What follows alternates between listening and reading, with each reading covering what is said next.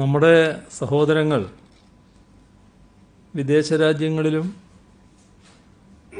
മറ്റ് സംസ്ഥാനങ്ങളിലും വെച്ച് മരണമടയുന്നത് അത്യന്തം വേദനാജനകമായ കാര്യമാണ്.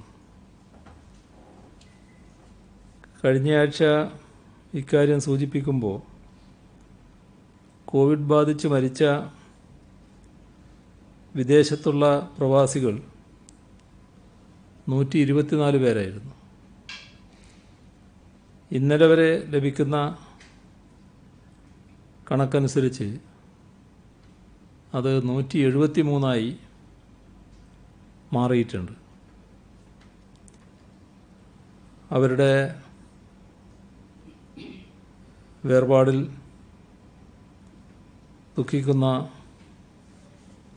കുടുംബങ്ങളുടെയും ബന്ധുക്കളുടെയും ദുഃഖത്തിൽ പങ്കുചേരുന്നു. ഇന്ന് സംസ്ഥാനത്ത് 40 പേർക്കാണ് കോവിഡ് സ്ഥിരീകരിച്ചത്. 10 പേർക്ക് ഫലം നെഗറ്റീവായി. കാസർഗോഡ് 10, പാലക്കാട് 8, ആലപ്പുഴ 7, കൊല്ലം 4, പത്തനംതിട്ട 3, വയനാട് 3, കോഴിക്കോട് 2, എറണാകുളം 2, കണ്ണൂർ 1. ഇങ്ങനെയാണ് പോസിറ്റീവായ സ്ഥിതി. പോസിറ്റീവായവരിൽ 16 പേര് മഹാരാഷ്ട്രയിൽ നിന്ന് വന്നവരാണ്. തമിഴ്നാട് 5 പേര്, തെലുങ്കാന 1, ഡൽഹി 3, ആന്ധ്ര, കർണാടക, ഉത്തർപ്രദേശ് ഓരോ ആൾ വീതം. വിദേശത്ത് നിന്ന് 9 പേര്, സമ്പർക്കത്തിലൂടെ 3 പേര്. ഇതാണ് പോസിറ്റീവായ കേസുകളുടെ കണക്ക്. നെഗറ്റീവായത് മലപ്പുറം 6, ആലപ്പുഴ 1, വയനാട് 1, കാസർഗോഡ് 2. ഇതുവരെ 1004 പേർക്കാണ് സംസ്ഥാനത്ത് രോഗം സ്ഥിരീകരിച്ചത്. അതിൽ 445 പേർ ഇപ്പോൾ ചികിത്സയിലാണ്. 1,07,832 പേരാണ് ഇപ്പോൾ നിരീക്ഷണത്തിലുള്ളത്. വീട് അല്ലെങ്കിൽ ഇൻസ്റ്റിറ്റ്യൂഷണൽ ക്വാറന്റൈൻ അതിൽ 1,06,940 പേരുണ്ട്. 892 പേര് ആശുപത്രികളിലാണ്. ഇന്ന് 229 പേരെയാണ് ആശുപത്രിയിൽ പ്രവേശിപ്പിച്ചത്. 58,866 സാമ്പിളുകളാണ് പരിശോധനയ്ക്ക് അയച്ചത്. 56,558 എണ്ണം രോഗബാധയില്ല എന്ന് ഉറപ്പാക്കിയിട്ടുണ്ട്. സെന്റിനൽ സർവൈലൻസിൻ്റെ ഭാഗമായി ഇതുവരെ മുൻഗണനാ വിഭാഗത്തിൽപ്പെട്ട 9,095 സാമ്പിളുകൾ ശേഖരിച്ചു. അതിൽ 8,541 നെഗറ്റീവാണ്. ആകെ 81 ഹോട്ട്സ്പോട്ടുകളാണ് സംസ്ഥാനത്ത് ഇപ്പോൾ ഉള്ളത്. ഇന്ന് പുതുതായി 13 ഹോട്ട്സ്പോട്ട്, പാലക്കാട് 10, തിരുവനന്തപുരം 3. വിദേശ രാജ്യങ്ങളിൽ നിന്നും ഇതര സംസ്ഥാനങ്ങളിൽ നിന്നും പ്രവാസികൾ ധാരാളമായി വരാൻ തുടങ്ങിയതോടെ നമ്മുടെ രോഗപ്രതിരോധ പ്രവർത്തനം പുതിയ ഘട്ടത്തിലേക്ക് കടന്നിരിക്കുകയാണ്. കേരളത്തിലെ കോവിഡ് രോഗികളുടെ എണ്ണം വർദ്ധിച്ചു വരുന്നു. ആശങ്കയുളവാക്കുന്ന ഈ സാഹചര്യത്തിൽ സർക്കാർ സ്വീകരിക്കുന്ന നടപടികൾ വിശദീകരിക്കുന്നതിനും വിവിധ കക്ഷികളുടെ അഭിപ്രായം ആരായുന്നതിനും ഇന്ന് എല്ലാ രാഷ്ട്രീയ കക്ഷികളുടെയും നേതാക്കളുമായി വീഡിയോ കോൺഫറൻസിലൂടെ ചർച്ച നടത്തുകയുണ്ടായി. ഇന്നത്തെ സാഹചര്യം നേരിടുന്നതിന് സർക്കാരും തദ്ദേശഭരണ സ്ഥാപനങ്ങളും ജനങ്ങളാകെയും ഒന്നിച്ചു നീങ്ങണമെന്ന അഭിപ്രായമാണ് യോഗത്തിലുണ്ടായത്. രോഗവ്യാപനം തടയുന്നതിന് ഇതേവരെ സർക്കാർ സ്വീകരിച്ച നടപടികളിൽ എല്ലാ കക്ഷി നേതാക്കളും മതിപ്പ് പ്രകടിപ്പിച്ചു. തുടർന്ന് സർക്കാർ സ്വീകരിക്കുന്ന നടപടികൾക്ക് കക്ഷി നേതാക്കൾ പിന്തുണ അറിയിക്കുകയും ചെയ്തു. പ്രതിപക്ഷ നേതാവ് രമേശ് ചെന്നിത്തലയും രാഷ്ട്രീയ പാർട്ടികളുടെ പ്രതിനിധികളും യോഗത്തിൽ പങ്കെടുത്തു. നല്ല ഒട്ടേറെ നിർദ്ദേശങ്ങൾ നേതാക്കൾ മുന്നോട്ട് വച്ചു. അവയെല്ലാം സർക്കാർ ഗൗരവത്തോടെ പരിശോധിക്കും. നാം നിതാന്ത ജാഗ്രത പുലർത്തിയില്ലെങ്കിൽ അപകട സാധ്യതയുണ്ട് എന്ന സർക്കാരിൻ്റെ നിലപാടിനോട് എല്ലാവരും യോജിച്ചു. പുറത്തുനിന്നും നമ്മുടെ സഹോദരങ്ങൾ വന്നുകൊണ്ടിരിക്കുന്ന സാഹചര്യത്തിൽ ഇവിടെയുള്ളവരുടെ ജാഗ്രത പ്രധാനമാണ്. ജനങ്ങളാകെ ഈ പോരാട്ടത്തിൽ സ്വയം പടയാളികളായി മാറണം. നിരീക്ഷണത്തിലുള്ളവർ നിബന്ധനകളും മാർഗനിർദ്ദേശങ്ങളും പാലിക്കുന്നില്ലെങ്കിൽ ഉടനെ ആരോഗ്യപ്രവർത്തകരെ അറിയിക്കാൻ ചുറ്റുപാടുള്ള നാട്ടുകാർ തയ്യാറാവണം. നിരീക്ഷണം പാലിക്കാത്തവരെ ഉപദേശിക്കാനുള്ള ചുമതലയും ജനങ്ങൾ ഏറ്റെടുക്കണം. പ്രവാസികളുടെ കാര്യത്തിൽ വിദേശത്തു നിന്നായാലും ഇതര സംസ്ഥാനങ്ങളിൽ നിന്നായാലും വരാനാഗ്രഹിക്കുന്ന എല്ലാവരെയും സ്വീകരിക്കുക എന്നതാണ് സർക്കാരിൻ്റെ നയം. ഇക്കാര്യം തുടക്കം മുതലേ ആവർത്തിച്ച് വ്യക്തമാക്കിയതാണ്. ഒരു ക്രമീകരണവുമില്ലാതെ ആളുകൾ ഒന്നിച്ചു വന്നാൽ രോഗവ്യാപനം തടയാൻ നാം സ്വീകരിക്കുന്ന നടപടികൾ അപ്രസക്തമാവും. നല്ല ആസൂത്രണത്തോടെയും ചിട്ടയോടെയും പുറത്തുനിന്ന് വരുന്നവരെ സ്വീകരിക്കാനാവണം, ക്വാറന്റൈനിലേക്ക് അയക്കാനും കഴിയണം. അതിനുള്ള ഫലപ്രദമായ സംവിധാനം നമുക്കുണ്ട്. വിമാനത്താവളത്തിലോ റെയിൽവേ സ്റ്റേഷനിലോ എത്തുന്നവരെ സ്വീകരിച്ച് നേരെ ക്വാറന്റൈനിലേക്ക് അയക്കുകയാണ് ചെയ്യുന്നത്. ഹോം ക്വാറന്റൈനിൽ പോകുന്നവർ വഴിയിലിറങ്ങാനോ ആരെയും കാണാനോ പാടില്ല. ഈ നിബന്ധനകൾ ലംഘിച്ചാൽ പ്രതീക്ഷിക്കാത്ത പ്രത്യാഘാതമുണ്ടാകും. ഇത്തരം ക്രമീകരണം ഉറപ്പാക്കണമെന്നാണ് സർക്കാർ ആവർത്തിച്ച് പറയുന്നത്. സർക്കാരിനെ അറിയിക്കാതെ മറ്റു മാർഗങ്ങളിലൂടെ അനധികൃതമായി സംസ്ഥാനത്തെത്തുന്നവരുടെ കാര്യത്തിൽ കർശനമായ നിലപാട് സ്വീകരിക്കാൻ തീരുമാനിച്ചിട്ടുണ്ട്. എവിടെ നിന്നായാലും ഫ്ലൈറ്റുകളും ട്രെയിനുകളും വരട്ടെ എന്നത് തന്നെയാണ് സർക്കാരിൻ്റെ നിലപാട്. ഒരു നിബന്ധന മാത്രമേ സർക്കാരിനുള്ളൂ. വരുന്ന എല്ലാവരുടെയും വിവരങ്ങൾ മുൻകൂട്ടി ലഭിക്കണം. അതിനുവേണ്ടി അവർ സർക്കാർ പോർട്ടലിൽ രജിസ്റ്റർ ചെയ്യണം. ഇക്കാര്യത്തിൽ ഒരു വിട്ടുവീഴ്ചയും ചെയ്യാൻ നിവൃത്തിയില്ല.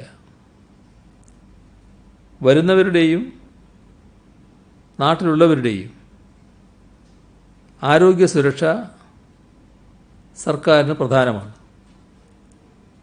വരുന്നവരുടെ നാട്ടിലെ വിലാസങ്ങളും മറ്റും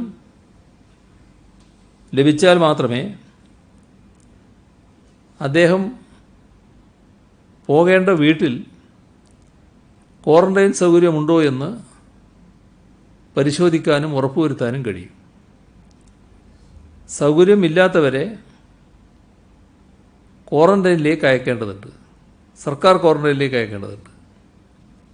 ഈ രീതിയിൽ രജിസ്ട്രേഷനും മറ്റു ക്രമീകരണങ്ങളും നിഷ്കർഷിക്കുന്നത്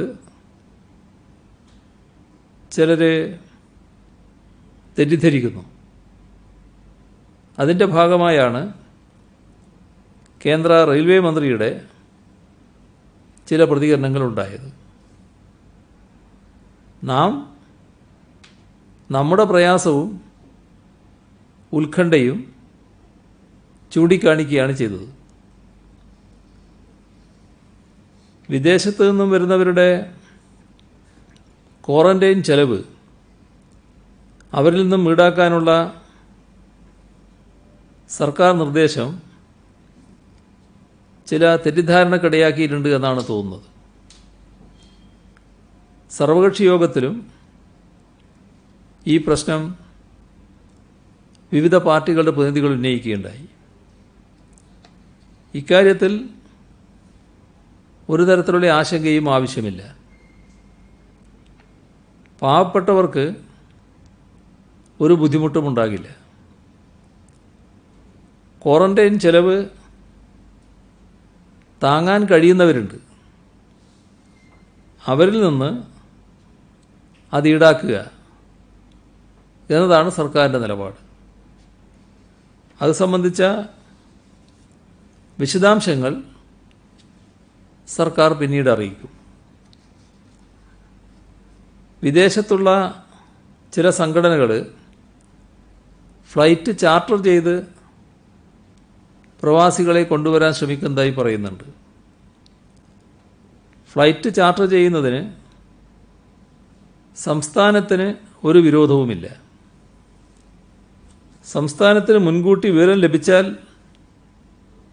അതിനുള്ള ക്രമീകരണങ്ങൾ ഉണ്ടാക്കാമെന്ന് മാത്രം. സംസ്ഥാന സർക്കാരിൻ്റെ അനുമതിയില്ലാത്തതുകൊണ്ട് ചാർട്ടർ ചെയ്ത വിമാനം വരുന്നില്ല എന്ന പ്രചരണം തീർത്തും അടിസ്ഥാനമില്ലാത്തതാണ്. ലോക്ക്ഡൗണിൽ ഇളവുകൾ വന്ന സാഹചര്യത്തിൽ ആരാധനാലയങ്ങൾ തുറക്കണമെന്ന ആവശ്യം ഇന്നത്തെ സർവകക്ഷി യോഗത്തിലും ഉയരുകയുണ്ടായി. സ്ഥിതിഗതികൾ മെച്ചപ്പെട്ട ശേഷം അക്കാര്യം പരിഗണിക്കാമെന്നാണ് സംസ്ഥാനത്തിൻ്റെ നിലപാട്. രാജ്യവ്യാപകമായി ലോക്ക്ഡൗണിൻ്റെ ഭാഗമായി കേന്ദ്ര സർക്കാർ ഇപ്പോൾ സ്വീകരിച്ച നിലപാടും ഇതുതന്നെയാണ്. ആരാധനാലയമാകുമ്പോൾ വിശ്വാസികളുടെ എണ്ണം നിയന്ത്രിക്കൽ പ്രയാസമാകും. രോഗവ്യാപനം തടയാനുള്ള പ്രവർത്തനങ്ങൾക്ക് അതെല്ലാം തടസ്സമാകും. സ്രവ പരിശോധനയുടെ എണ്ണം കൂട്ടണമെന്ന നിർദ്ദേശം ഇന്നത്തെ സർവകക്ഷി യോഗത്തിൽ ഉയർന്നു. ഇക്കാര്യത്തിൽ സർക്കാർ നേരത്തെ തന്നെ തീരുമാനമെടുത്തിട്ടുണ്ട്. ആദ്യഘട്ടത്തിൽ ആവശ്യത്തിന് ടെസ്റ്റ് കിറ്റ് കിട്ടിയിരുന്നില്ല. ഇപ്പോൾ ആ പ്രശ്നമില്ല. അതുകൊണ്ട് തന്നെ നേരത്തെ തീരുമാനിച്ചിട്ടുണ്ട്, ഇനിയുള്ള ദിവസങ്ങളിൽ 3000 വീതം ടെസ്റ്റ് നടത്താൻ ആവശ്യമായ തയ്യാറെടുപ്പ് നടത്താൻ വേണ്ടി. ഇപ്പോൾ ഞായറാഴ്ച ദിവസം സംസ്ഥാനത്ത് സമ്പൂർണ്ണ ലോക്ക്ഡൗണാണ്. കാലവർഷം തുടങ്ങാനിരിക്കുകയാണ്. കോവിഡിന് പുറമെ നമ്മുടെ മുന്നിലുള്ള ഏറ്റവും പ്രധാനപ്പെട്ട പ്രശ്നം മഴക്കാല രോഗങ്ങൾ തടയുക എന്നതാണ്. അതിലേറ്റവും പ്രധാനം ശുചീകരണത്തിനാണ്. ഇപ്പോൾ വരുന്ന ഞായറാഴ്ച സംസ്ഥാനത്താകെ ശുചീകരണ ദിനമായി ആചരിക്കണമെന്ന അഭിപ്രായം സർവകക്ഷി യോഗത്തിൽ ഉയരുകയുണ്ടായി. അത് ഗൗരവമായൊരു നിർദ്ദേശമായതുകൊണ്ട് തന്നെ സർവകക്ഷി യോഗം ആ നിർദ്ദേശം അംഗീകരിച്ചിരിക്കുകയാണ്. മുഴുവൻ ആളുകളും വീടും പരിസരവും ആ ദിവസം ശുചീകരിക്കുന്നതിൽ വ്യാപൃതരാവണം. രോഗങ്ങൾ പടരാനുള്ള എല്ലാ സാഹചര്യങ്ങളും ഒഴിവാക്കുന്ന തരത്തിലാകും ഈ ശുചീകരണ പ്രവർത്തനം. ഇതിനെല്ലാവരുടെയും സഹകരണം ഉണ്ടാകണമെന്ന് സർവകക്ഷി യോഗ തീരുമാനത്തിൻ്റെ ഭാഗമായിട്ട് കൂടി ബഹുജനങ്ങളോട് അഭ്യർത്ഥിക്കുകയാണ്. പൊതുസ്ഥലങ്ങൾ ശുചീകരിക്കാനുള്ള പ്രവർത്തനം നമ്മുടെ തദ്ദേശഭരണ സ്ഥാപനങ്ങൾ ഏറ്റെടുക്കേണ്ടതുമാണ്. ജനങ്ങൾ ഒന്നിച്ചു നിന്നാൽ ഇപ്പോഴത്തെ പ്രതിസന്ധി മറികടക്കാൻ കഴിയുമെന്ന ആത്മവിശ്വാസം തന്നെയാണ് സർക്കാരിനുള്ളത്. എല്ലാ പാർട്ടികളുടെയും സഹകരണം ഇതിനുവേണ്ടി സർക്കാർ അഭ്യർത്ഥിച്ചു. രോഗവ്യാപനം തടയുന്നതിനുള്ള നിബന്ധനകൾ പാലിക്കുന്നതിനും ഇക്കാര്യത്തിൽ ജനങ്ങളെ ബോധവൽക്കരിക്കുന്നതിനും ഓരോ പാർട്ടിയും പ്രത്യേകം ശ്രമിക്കണമെന്ന അഭ്യർത്ഥനയാണ് സർക്കാർ മുന്നോട്ട് വച്ചത്. എല്ലാവരും അത് സ്വീകരിച്ചു. അതിൽ സർക്കാരിന് വലിയ സന്തോഷമുണ്ട്. എല്ലാ കക്ഷി നേതാക്കളോടും സർക്കാരിനു വേണ്ടി നന്ദി പ്രകടിപ്പിക്കുന്നു. പ്രതിപക്ഷ നേതാവ് രമേശ് ചെന്നിത്തലയെ കൂടാതെ MV. Govindan, Thampanoor Ravi, K. Prakash Babu, KPA. Majeed, PJ. Joseph, CK. Nanu, TP. Peethambaram master, K. Surendran, Uzhamalakkal Venugopal, Kovoor Kunjumon, Anoop Jacob, PC. George, V. Surendran Pillai, A. Azeez എന്നിവരാണ് യോഗത്തിൽ സംസാരിച്ചത്. ലോക്ക്ഡൗൺ നിയന്ത്രണങ്ങൾ പാലിക്കാത്തവർക്ക് നേരെ പോലീസ് ശക്തമായ നടപടിയാണ് എടുക്കുന്നത്. മാസ്ക് ധരിക്കാത്ത 3261 സംഭവങ്ങൾ സംസ്ഥാനത്ത് റിപ്പോർട്ട് ചെയ്തിട്ടുണ്ട്. ക്വാറന്റൈൻ ലംഘിച്ച 38 പേർക്കെതിരെ ഇന്ന് കേസ് രജിസ്റ്റർ ചെയ്തു. ഈ മാസം 4 മുതൽ 25 വരെ സംസ്ഥാനത്ത് ഹോം ക്വാറന്റൈനിൽ കഴിഞ്ഞത് 78,894 പേരാണ്. നമ്മുടെ നാട്ടിലെ സാഹചര്യം മെച്ചപ്പെട്ട ഹോം ക്വാറന്റൈൻ സാധ്യമാകുന്നതാണ്. ഇത്രയും പേര് ഹോം ക്വാറന്റൈനിൽ കഴിഞ്ഞപ്പോൾ 468 പേരാണ് ക്വാറന്റൈൻ നിർദ്ദേശങ്ങൾ ലംഘിച്ചതായി ഈ ദിവസങ്ങളിൽ കണ്ടെത്തിയത്. ഇവയിൽ 453 കേസ് രജിസ്റ്റർ ചെയ്തു. ഉദ്യോഗസ്ഥരുടെ ചെക്കിങ്ങിനിടെയാണ് 145 കേസുകൾ കണ്ടെത്തിയത്. 48 കേസുകൾ അയൽവാസികൾ നൽകിയ വിവരത്തിൻ്റെ അടിസ്ഥാനത്തിലാണ്. മൊബൈൽ ആപ്ലിക്കേഷൻ പോലുള്ള സാങ്കേതിക വിദ്യയുടെ സഹായത്താൽ 260 ക്വാറന്റൈൻ ലംഘനങ്ങൾ കണ്ടെത്തി. ഇത് വ്യക്തമാക്കുന്നത് ഹോം ക്വാറന്റൈൻ ഫലപ്രദമായി സംസ്ഥാനത്ത് നടപ്പാകുന്നു എന്നതാണ്. അതോടൊപ്പം അതിൻ്റെ ലംഘനം തടയാൻ അടിമുടി ജാഗ്രത പുലർത്തുന്നു എന്നുമാണ്. ലംഘനങ്ങൾ ഒന്നുകിൽ ഉദ്യോഗസ്ഥർ കണ്ടെത്തണം, അല്ലെങ്കിൽ അയൽക്കാർ ശ്രദ്ധയിൽപ്പെടുത്തും, അതുമല്ലെങ്കിൽ സാങ്കേതിക വിദ്യയുടെ സഹായത്താൽ പിടിക്കപ്പെടും. രോഗവ്യാപന തോത്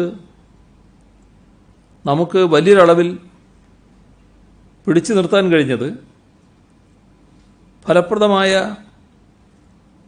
ഹോം ക്വാറന്റൈൻ സംവിധാനം ഒരുക്കി എന്നതുകൊണ്ട് തന്നെയാണ്. നമ്മുടെ സംസ്ഥാനത്ത് പരാതി പരിഹാര അദാലത്തുകൾ നേരത്തെ നടന്നു വരുന്നുണ്ടായിരുന്നു. കോവിഡ് പശ്ചാത്തലത്തിൽ അതിന് തടസ്സം നേരിട്ടു. അതിനുള്ളൊരു പരിഹാരമെന്ന നിലയിൽ ഓൺലൈൻ വഴി അദാലത്ത് നടത്താൻ തീരുമാനിച്ചു. പരീക്ഷണാടിസ്ഥാനത്തിൽ ഇന്നലെ കോഴിക്കോട് ജില്ലയിലെ താമരശ്ശേരി താലൂക്കിൽ ഓൺലൈൻ വഴി നടത്തിയ അദാലത്ത് വിജയമായിരുന്നു. അടുത്തയാഴ്ച എല്ലാ ജില്ലകളിലും ഓരോ താലൂക്കിൽ ഈ രീതിയിൽ അദാലത്ത് നടത്താനാണ് ഉദ്ദേശിക്കുന്നത്.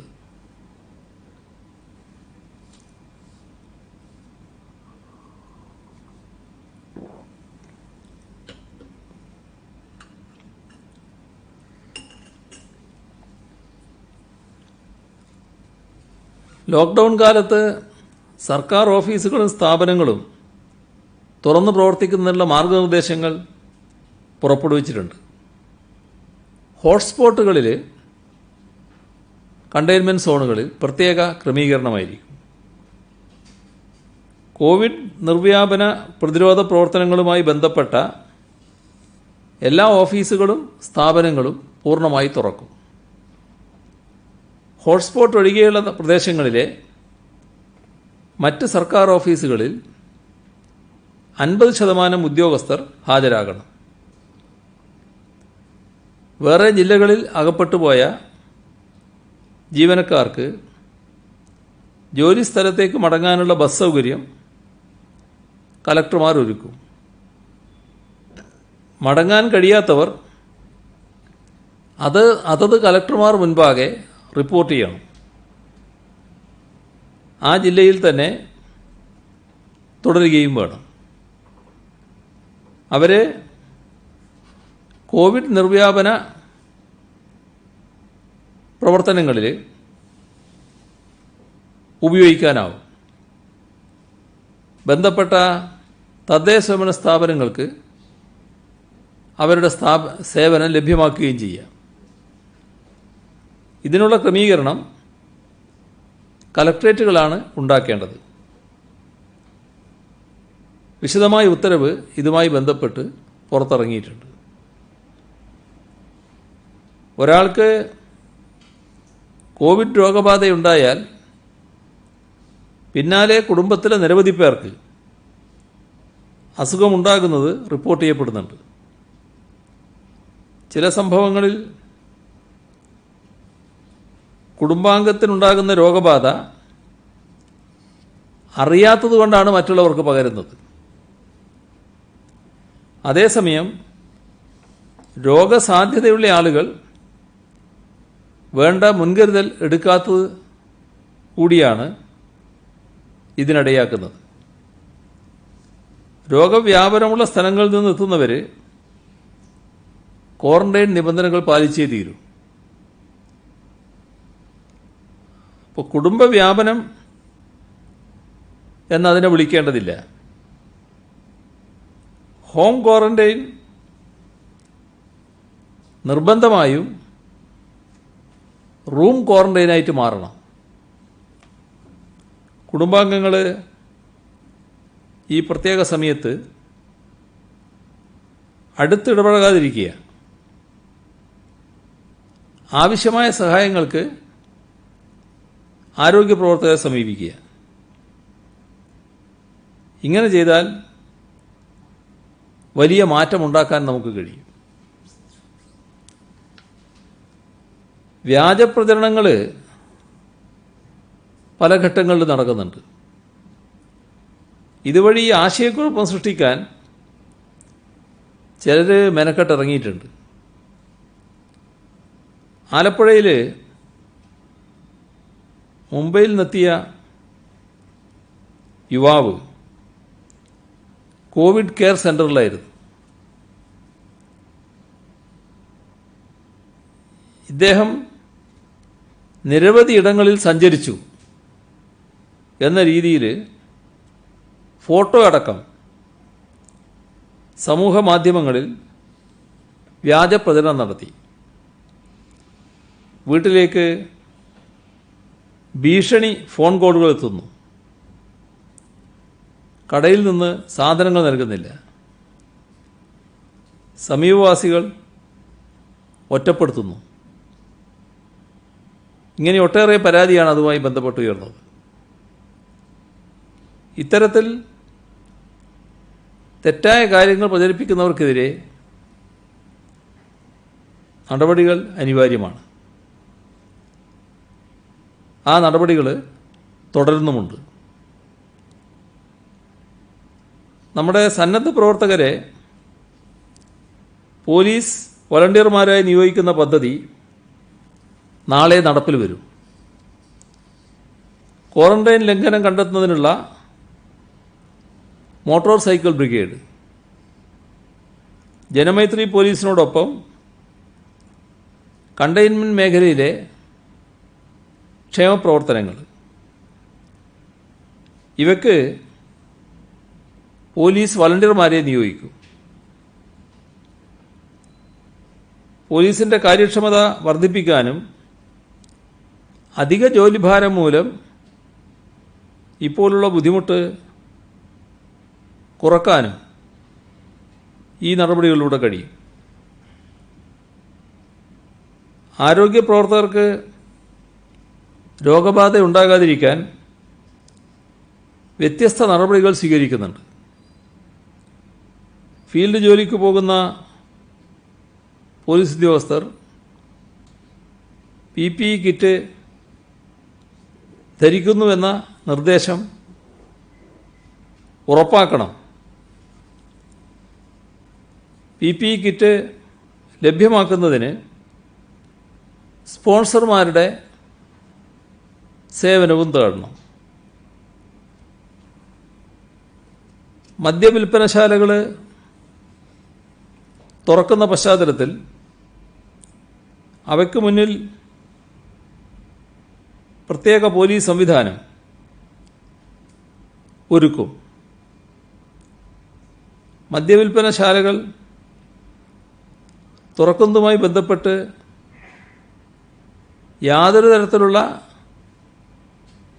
ക്രമസമാധാന പ്രശ്നങ്ങൾ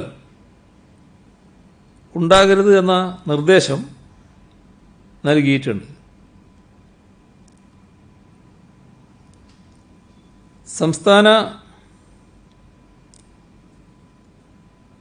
സംസ്ഥാനത്ത് നിയന്ത്രിതമായ തോതിൽ വസ്ത്രവ്യാപാരശാല പ്രവർത്തിക്കുന്നുണ്ട്. അവിടങ്ങളിൽ റെഡിമെയ്ഡ് വസ്ത്രങ്ങൾ വാങ്ങാൻ ചെല്ലുന്നവർ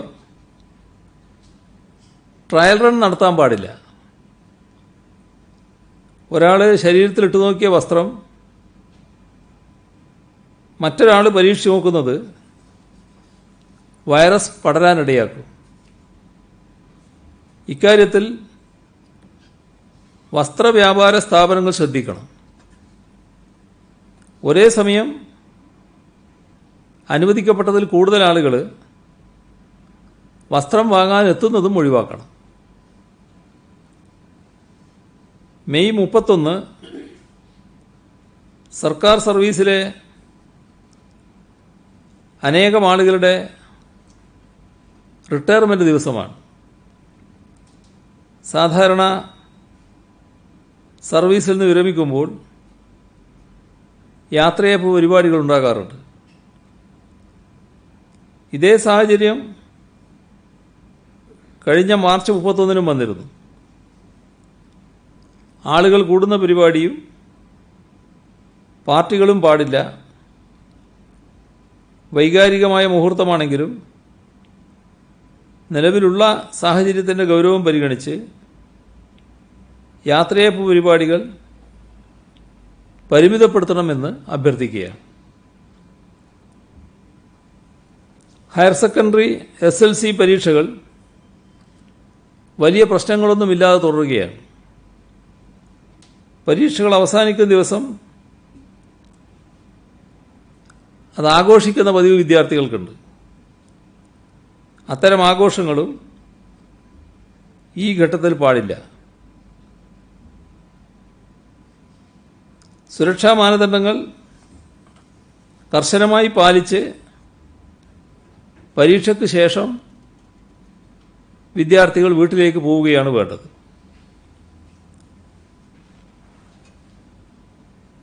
ഇന്ന് മന്ത്രിസഭാ യോഗം സുപ്രധാനമായ ഒട്ടേറെ തീരുമാനങ്ങൾ എടുക്കുകയുണ്ടായി. ശ്രീ ടോം ജോസ് സംസ്ഥാന ചീഫ് സെക്രട്ടറി സർവീസിൽ നിന്നും വിരമിക്കുകയാണ്. അങ്ങനെ വിരമിക്കുന്ന ഒഴിവിൽ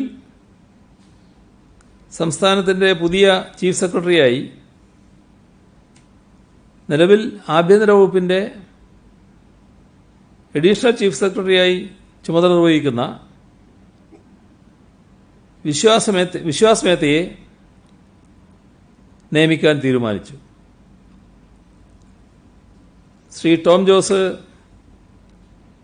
സ്തുത്യർഹമായ സേവനത്തിന് ശേഷമാണ് വിരമിക്കുന്നത്. അദ്ദേഹത്തിന് ഇന്നത്തെ മന്ത്രിസഭാ യോഗം തന്നെ എല്ലാ ആശംസകളും നേരുകയുണ്ടായി. ഒരിക്കൽ കൂടി എല്ലാ ആശംസകളും നേരുന്നു. ആർ ശ്രീലേഖയെ fire and rescue service DGP ആയി നിയമിക്കും. ശങ്കർ റെഡ്ഡിയെ DGP തസ്തികയിൽ റോഡ് സേഫ്റ്റി കമ്മീഷണറായി നിയമിക്കും. MR അജിത് കുമാറിനെ ട്രാൻസ്പോർട്ട് കമ്മീഷണറായി നിയമിക്കും.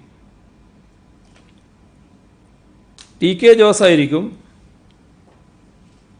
ആഭ്യന്തരവും വിജിലൻസും വകുപ്പിൻ്റെ അഡീഷണൽ ചീഫ് സെക്രട്ടറി.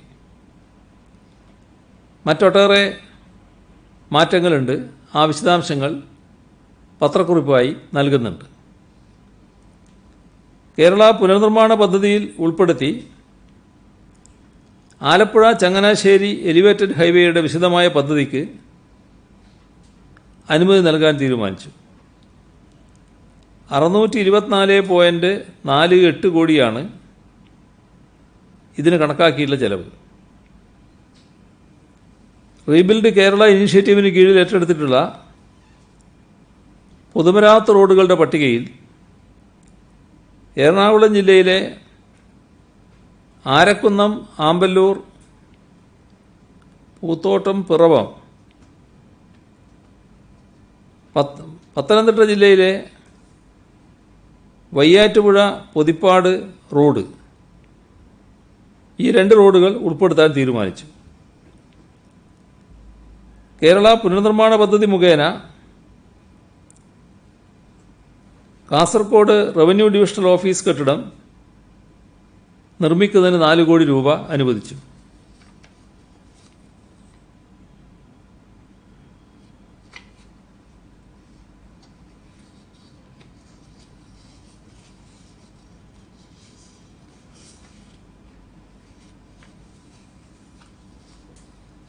ഇന്നലെ എംപിമാരും MLA-മാരുമായി നടത്തിയ വീഡിയോ കോൺഫറൻസിൽ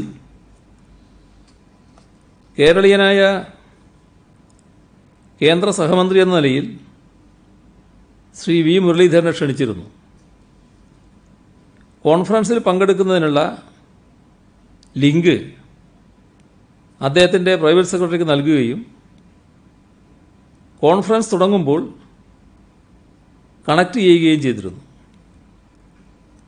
മുഴുവൻ സമയവും പങ്കെടുക്കാൻ കഴിയില്ല എന്നും ഇടക്ക് പോകുമെന്നും അദ്ദേഹത്തിൻ്റെ ഓഫീസിൽ നിന്ന് അറിയിപ്പും ലഭിച്ചിരുന്നു. കോൺഫറൻസിൽ അദ്ദേഹത്തിൻ്റെ ഓഫീസുമായി കണക്ട് ചെയ്തത് ദൃശ്യവുമായിരുന്നു.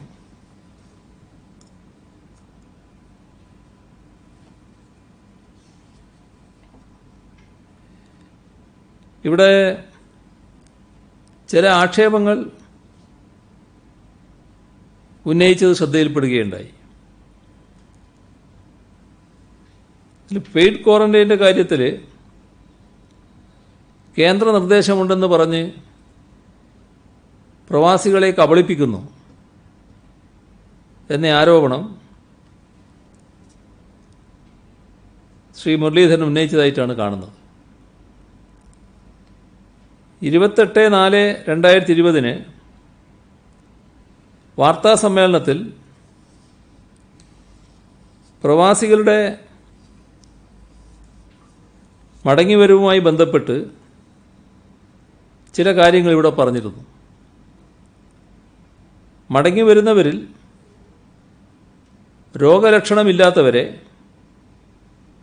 വീടുകളിൽ ക്വാറന്റൈൻ ചെയ്യണം എന്നാണ് ഉദ്ദേശിക്കുന്നത് എന്നാണ് അന്ന് പറഞ്ഞിരുന്നത്. എന്നാൽ 4/5/2020 നിങ്ങളെ കാണുമ്പോൾ മറ്റൊരു തരത്തിൽ കാര്യങ്ങൾ മാറി. പ്രത്യേക വിമാനങ്ങളിൽ തിരിച്ചെത്തിക്കുന്നവരെ കൃത്യമായ പരിശോധന ഇല്ലാതെ നാട്ടിലെത്തിക്കുന്നു എന്ന പ്രശ്നം ഉയർന്നു വന്നു.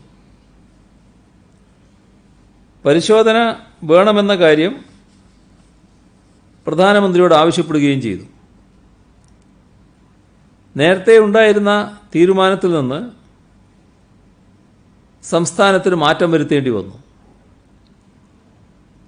അന്ന് ഞാൻ പറഞ്ഞത് ഇങ്ങനെയായിരുന്നു: നിലവിൽ പ്രഖ്യാപിച്ച രീതിയിൽ വിമാനങ്ങൾ വന്നാൽ നേരത്തെ പറഞ്ഞതുപോലെ ആരെയും നേരെ വീടുകളിലേക്ക് അയക്കാൻ കഴിയില്ല.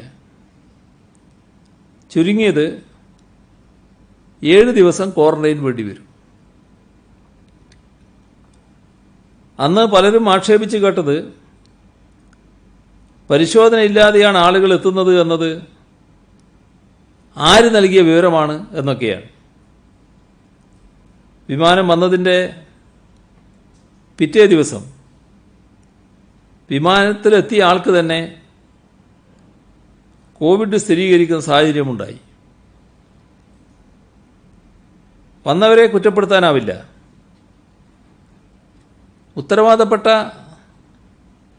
സ്ഥാനത്തിരുന്ന് തെറ്റായ കാര്യങ്ങൾ പറയുന്നവർ ഇപ്പോഴും അത് തുടരുന്നു എന്നേയുള്ളൂ. കേന്ദ്രം അയച്ച സർക്കുലറുകളും വിദേശത്ത് നിന്ന് മടങ്ങുന്നവരിൽ നിന്ന് ഒപ്പിട്ട് വാങ്ങുന്ന അണ്ടർടേക്കിങ്ങും എന്താണ് എന്ന് ഇവർ വായിച്ചു നോക്കിയാൽ മതി. വീഡിയോ കോൺഫറൻസുമായി ബന്ധപ്പെട്ട് ചില കാര്യങ്ങൾ അദ്ദേഹം പറഞ്ഞുവെന്നാണ് മനസ്സിലാക്കുന്നത്. കേരളത്തിലെ ഹോം ക്വാറന്റൈൻ പരാജയമായിരുന്നോ വിജയമായിരുന്നോ എന്ന് ഇവിടെയുള്ളവർക്കെല്ലാം അറിയാം. അക്കാര്യത്തിൽ നല്ല ബോധ്യവുമുണ്ട്. നാം വിദേശത്ത് നിർത്തിയവർക്ക് 7 ദിവസത്തെ ഇൻസ്റ്റിറ്റ്യൂഷണൽ ക്വാറന്റൈനും 7 ദിവസത്തെ ഹോം ക്വാറന്റൈനുമാണ് നിശ്ചയിച്ചിരുന്നത്. അത് അന്ന് പറ്റില്ല എന്ന നിലപാടായിരുന്നു പലരും സ്വീകരിച്ചത്. നിങ്ങൾ തന്നെ ആ നിലപാടിൻ്റെ വ്യത്യാസം സംബന്ധിച്ച് ചർച്ച നടത്തുന്നത് കണ്ടിരുന്നു. ഇപ്പോൾ അതേ നിലപാട് കേന്ദ്രം കൈക്കൊണ്ടില്ലേ? ഹോം ക്വാറന്റൈൻ റൂം ക്വാറന്റൈനാക്കി മാറ്റുക എന്താണ് സംസ്ഥാനം ഉദ്ദേശിക്കുന്നത്? കൂടുതൽ ഫലപ്രദമായി അത് നടപ്പിലാക്കാനുള്ള ശ്രമങ്ങൾ സർക്കാർ നടത്തുകയും ചെയ്യുന്നുണ്ട്. ഇത്രയും വിവരങ്ങളാണ് ഇന്ന് നിങ്ങളുമായി പങ്കുവെക്കാനുള്ളത്.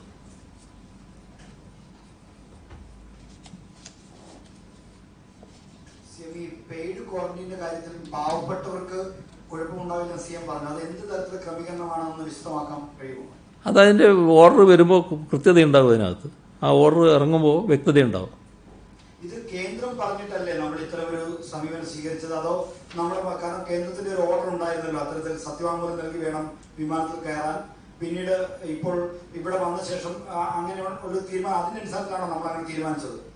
അല്ല, ഇതിപ്പോൾ നമ്മുടെ സംസ്ഥാനത്തിൻ്റെ ആലോചനയുടെ ഭാഗമായിട്ട് തന്നെ എടുക്കുന്നൊരു നിലപാടാണ്. എല്ലാവർക്കും സൗജന്യമായി ക്വാറന്റൈൻ എന്നത് മുഴുവൻ ആളുകളെയും ക്വാറന്റൈൻ ചെയ്യണം.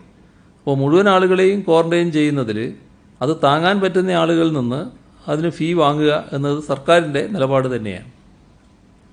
ഇക്കാര്യത്തിൽ എന്താണ് ഒരു നയപരമായ മാറ്റത്തിന് കാരണം? ഇപ്പോൾ നിലവിലൊരു 11,000-ഓളം പ്രവാസികൾ മാത്രമേ വന്നിട്ടുള്ളൂ.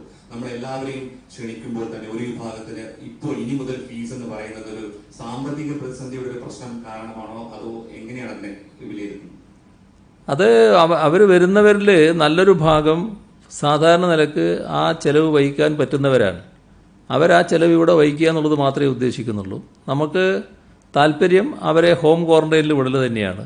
ഹോം ക്വാറന്റൈൻ ഇപ്പോൾ പറ്റുന്നില്ല. ആദ്യത്തെ 7 ദിവസം ഇൻസ്റ്റിറ്റ്യൂഷണൽ ക്വാറന്റൈൻ വേണം. അപ്പോൾ അതിൻ്റെ ചെലവ് അവർ വഹിക്കേണ്ടതായിട്ടുണ്ട്. ഇപ്പോഴും കേന്ദ്രവുമായി ഞങ്ങൾ ബന്ധപ്പെട്ടുകൊണ്ടിരിക്കുന്നുണ്ട്.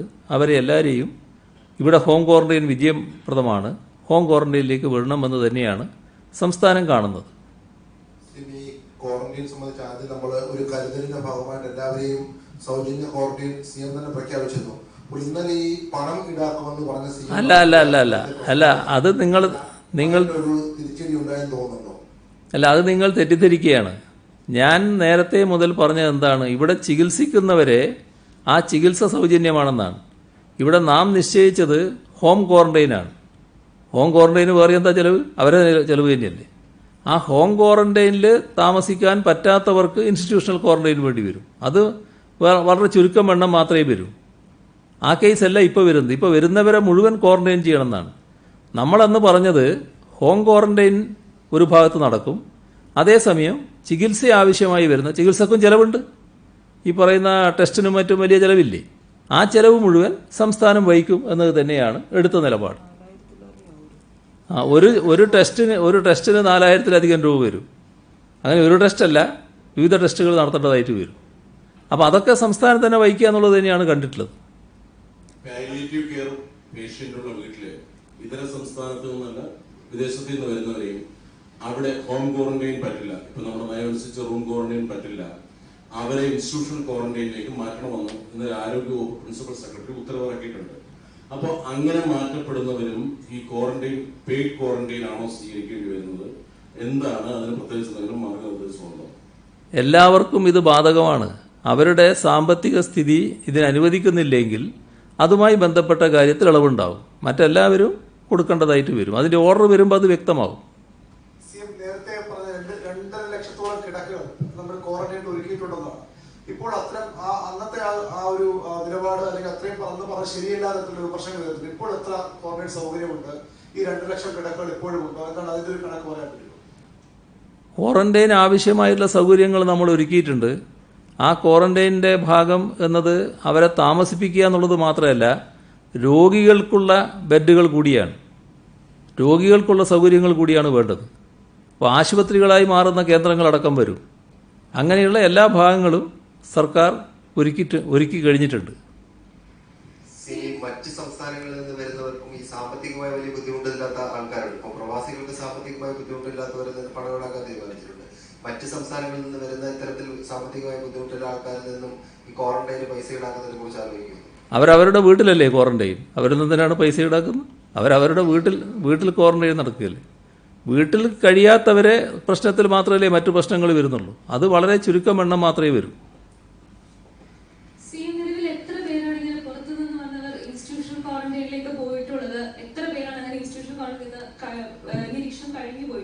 പുറത്തുനിന്ന് വന്നവരെല്ലാവരും ക്വാറന്റൈനിലേക്ക് പോയിട്ടുണ്ട്. അത് ഇൻസ്റ്റിറ്റ്യൂഷണൽ ക്വാറന്റൈൻ തന്നെയാണ്.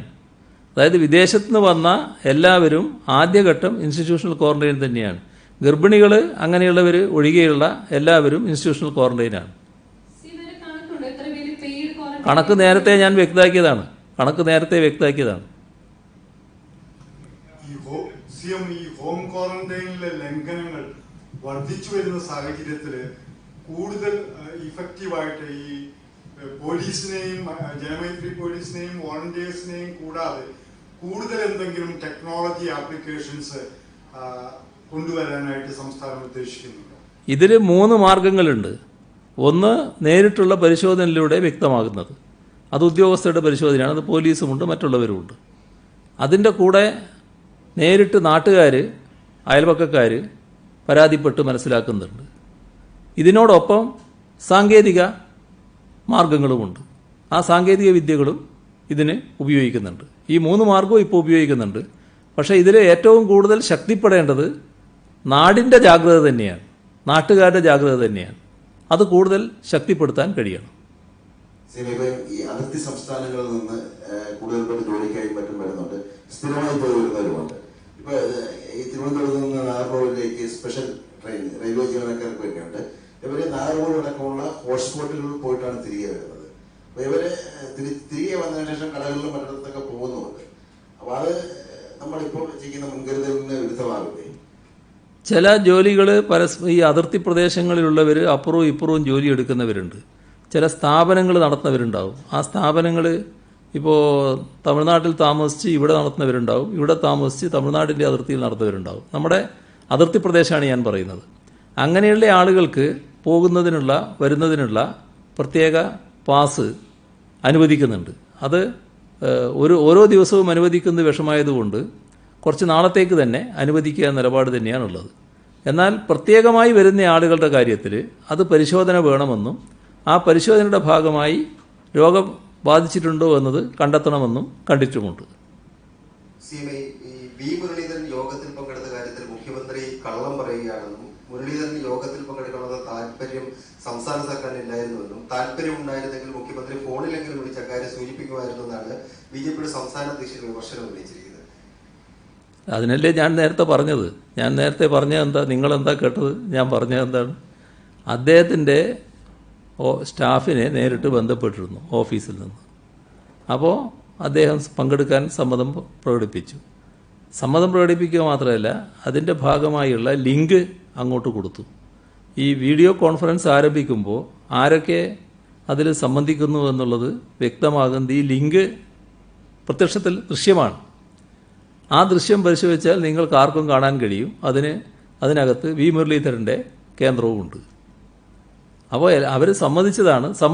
സമ്മതിക്കുമ്പോൾ തന്നെ അദ്ദേഹത്തിൻ്റെ ആളുകൾ പറഞ്ഞിരുന്നു, ഓഫീസിൽ പറഞ്ഞിരുന്നു, കുറച്ച് സമയം പങ്കെടുക്കാൻ പറ്റൂ, വേറൊരു പരിപാടിയുണ്ട് എന്നുള്ളത്. അപ്പോൾ ആദ്യഘട്ടത്തിൽ അദ്ദേഹം ഉണ്ട് എന്നാണ് ധരിച്ചത്. അതാണ് സംഭവിച്ചത്.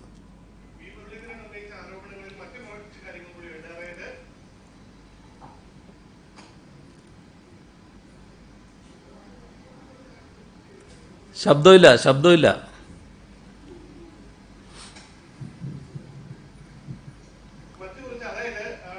ഐസിഎംആറിന്റെ നിർദ്ദേശങ്ങൾ സംസ്ഥാനം പാലിക്കുന്നില്ല. പരിശോധനയിൽ 26ാം സ്ഥാനത്താണ് സംസ്ഥാനം. ഇത്തരത്തിൽ സമൂഹ വ്യാപനം തടയാനുള്ള ഐസിഎംആർ ടെസ്റ്റിംഗ് നിർദ്ദേശങ്ങൾ കേരളം തള്ളിക്കളയുകയാണ് എന്നും പി മുരളീധരൻ ആരോപിച്ചിരുന്നത്. മറുപടി എന്താണ്? എന്തിനാണ് അദ്ദേഹത്തെ ഇങ്ങനെ വിഷമത്തിലാക്കുന്നതെന്നാണ് എനിക്ക് മനസ്സിലാകാത്തത്. നിങ്ങൾക്ക് അദ്ദേഹത്തെ എന്തോ പ്രത്യേകമായിട്ട് വിഷമത്തിലുണ്ടാക്കപ്പെടുത്തണമെന്നാണ് ആഗ്രഹം എന്നാണ് തോന്നുന്നത്. ഇത്തരം കാര്യങ്ങൾ ഏതെങ്കിലും ഘട്ടത്തിൽ ICMR പറഞ്ഞിട്ടുണ്ടോ? ICMRന് കേരളത്തെ പറ്റി എന്തെങ്കിലും വ്യത്യസ്ത അഭിപ്രായം ഉണ്ടായിട്ടുണ്ടോ? ഇന്ത്യയിലെ ഏതെങ്കിലും ആരോഗ്യ വിദഗ്ധന് കേരളത്തെ പറ്റി അഭിപ്രായ വ്യത്യാസം ഉണ്ടായിട്ടുണ്ടോ? അതിൻ്റെ അപ്പുറം ഞാൻ പറയുന്നില്ല. അതാണ് നിങ്ങൾ ആഗ്രഹിക്കുന്നത്. അത് ഞാൻ ഏതായാലും ഇപ്പോൾ പറയുന്നില്ല. വി മുരളീധരനും എല്ലാം ഈ ഇൻസ്റ്റിറ്റ്യൂഷണൽ ക്വാറന്റൈനുമായി ബന്ധപ്പെട്ട് നമുക്കെതിരെ ഉന്നയിക്കുന്ന ഈ ആരോപണങ്ങൾ, പക്ഷെ അവർ ഭരിക്കുന്ന സംസ്ഥാനങ്ങളിൽ പലതും സമാനമായ രീതി തന്നെയാണ് തുടരുന്നത്. ഇപ്പോൾ പഞ്ചാബ് ആണെങ്കിലും മറ്റെല്ലായിടത്തും പണം നൽകി തന്നെയാണ്. അപ്പോൾ അതൊരു രാഷ്ട്രീയമായി അവരിതിനെ ഉപയോഗപ്പെടുത്തുകയാണ് എന്നാണോ നമ്മൾ കരുതേണ്ടത് ഈ ഘട്ടത്തിൽ? ഇവിടെ ഒരു കാര്യം മാത്രമേ ഉള്ളൂ. ഏത് കാര്യത്തിലും സംസ്ഥാന സർക്കാർ ഒരു നിർദ്ദേശം വെച്ചാൽ അതിനെ എതിർക്കുക എന്നൊരു സമീപനം പൊതുവെ ഇവിടെ പ്രതിപക്ഷം സ്വീകരിച്ചു വരുന്നുണ്ടായിരുന്നു. അതിൻ്റെ ഭാഗമായി ചില കാര്യങ്ങളെന്ന് കണ്ടാൽ മതി. അതിൽ വ്യക്തമാണ് രാഷ്ട്രീയമുണ്ട് എന്നുള്ളത്. അപ്പോൾ ഒരു കാര്യം മതി. അത് ഇന്ന് പ്രതിപക്ഷ നേതാവ് വീണ്ടും ആ ബിറ്റ്കോഡ് ആപ്പിനെതിരെ വളരെ ആരോപണവുമായി ഇന്നും മുന്നോട്ട് വന്നിട്ടുണ്ട്. അത് ആ കമ്പനിയെ തെരഞ്ഞെടുത്തതിൽ വൻ അഴിമതി എന്നാണ് ആക്ഷേപം. SMS രീതിയിൽ വർഷത്തിൽ 6 കോടി രൂപയാണ് ആ കമ്പനിക്ക് കിട്ടുന്നത്. പിന്നെ അതിന്റെ മാനദണ്ഡങ്ങൾ പാലിച്ചില്ല എന്നൊക്കെ നിരവധി ആരോപണങ്ങളാണ് ഉന്നയിക്കുന്നത്. അദ്ദേഹത്തിന് ആരോപണമില്ലാത്ത ഏതെങ്കിലും ഒരു കാര്യമുണ്ടോ? പക്ഷെ നാട് സ്വീകരിക്കുന്നില്ലല്ലോ. അത് എന്ത് ചെയ്യാനാണ്? ഇവിടെ ആ കാര്യം സംബന്ധിച്ച് കൃത്യമായി വിശദീകരണം ഇന്ന് എക്സൈസ് മന്ത്രി നൽകി കഴിഞ്ഞിട്ടുണ്ട്. അതിനെപ്പറ്റി കൂടുതലൊന്നും ഇപ്പം ഞാൻ പോകാൻ ഉദ്ദേശിക്കുന്നില്ല. സംസ്ഥാനത്തെ കായിക പരിശീലനങ്ങളെല്ലാം ലോക്ക്ഡൌണിന്റെ എല്ലാം തുടങ്ങിയതിന്റെ ഭാഗം തുടങ്ങിയിട്ടുണ്ട്. ക്രിക്കറ്റ് പോലെ ഈ സമൂഹാഗമൊക്കെ കൃത്യമായി പാലിക്കുന്ന ഒരു ഗെയിമാണ് ക്രിക്കറ്റ്. അതിന്റെ പരിശീലനം നടക്കുന്നില്ല. നടത്താൻ എന്തെങ്കിലും സംവിധാനം ചെയ്യുമെന്ന് ക്രിക്കറ്റ് പരിശീലകരും അവരുടെ കുട്ടികളൊക്കെ ചോദിക്കുന്നുണ്ട്. ഇതിൽ കായിക പരിശീലനം എന്ന് പറയുന്നത് ടൂർണമെന്റുകളുടെ ഭാഗമായി ബന്ധപ്പെട്ട ചില പരിശീലനങ്ങൾ നേരത്തെ അനുവദിച്ചിട്ടുണ്ട്. അത് കേന്ദ്ര ഗവൺമെന്റ് തന്നെ അനുമതിയിലുണ്ട്.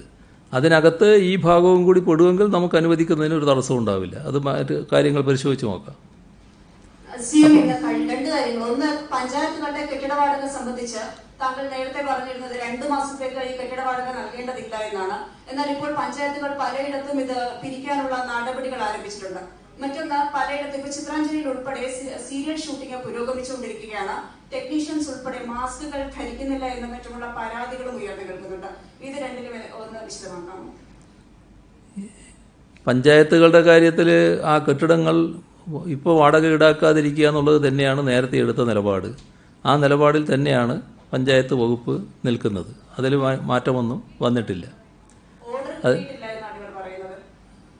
അതെ, അതിൽ വേറെ ആശങ്ക ഉണ്ടാകേണ്ടതില്ല. നിലപാട് അത് തന്നെയാണ്. ആ നിലപാടിൽ തന്നെയാണ് തദ്ദേശ സ്വയംഭരണ വകുപ്പ് നിൽക്കുന്നത്.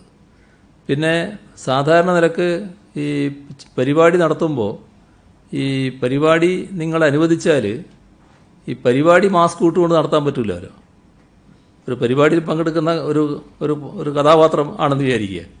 ഒരു 10 ആളെയാണ് അനുവദിച്ചാൽ 20 ആളെയാണ് അനുവദിച്ചെങ്കിൽ അവർ മുഴുവൻ മാസ്ക് ഇട്ട് നിൽക്കാൻ പറ്റും. അതിൻ്റെ ടെക്നീഷ്യന്മാർ ചിലപ്പോൾ മാസ്ക് ഇട്ട് നിൽക്കുമായിരിക്കും. അല്ലാതെ മറ്റവർ മാസ്ക് ഇട്ടാലും പിന്നെ കഥാപാത്രമാകും. അപ്പോൾ അങ്ങനെ ചിന്തിക്കേണ്ടതില്ല. ബാക്കി നമുക്ക് പിന്നെ പറയാം. ഇപ്പോൾ അവസാനിപ്പിക്കാം.